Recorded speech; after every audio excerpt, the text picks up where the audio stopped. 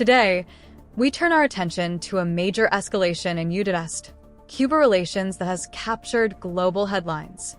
In a public statement on social media, U.S. President Donald Trump issued a sharp warning to the government of Cuba, urging Havana to make a deal before it is too late.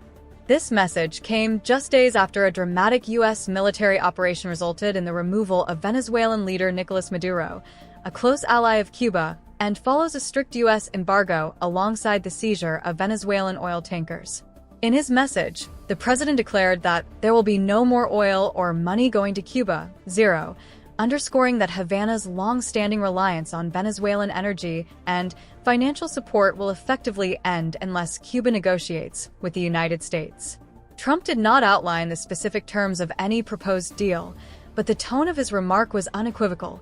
Time is running out for Cuba to change its economic and diplomatic position. For decades, Venezuela has been the main source of subsidized oil for Cuba, helping sustain the island's fragile economy amid long-standing U.S. sanctions. With Maduro's capture and the disruption of Venezuelan oil flows, Cuba now faces an intensifying energy crisis, widespread blackouts, supply shortages, and deepening economic hardship. Analysts warn that cutting off Venezuelan aid could push an already struggling nation toward deeper instability. Cuban President Miguel Diaz-Canel responded defiantly on the same platform, asserting Cuba's sovereignty and condemning U.S. pressure as an infringement on its right to pursue independent trade and political alliances. Havana reiterated that it has the right to import fuel and other supplies from any willing partner and rejected the notion that external powers should dictate its choices. The situation presents complex challenges. Cuba's economy is already under severe strain, and the sudden loss of Venezuelan oil compounds daily hardships for ordinary citizens, from rising transport costs to power shortages. At the same time, the U.S. stance reflects broader strategic ambitions in the region following the capture of Maduro, signaling a willingness to exert intense pressure in pursuit of its goals.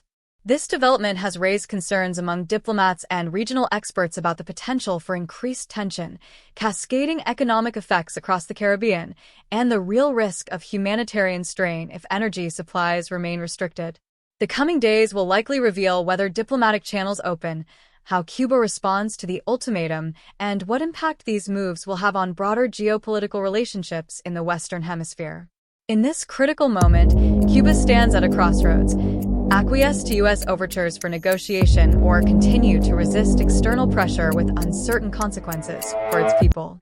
As the global community watches closely, the next chapter in Cuban-U.S. relations may be written not just in capitals and embassies, but in the lives of those who feel the effects most deeply.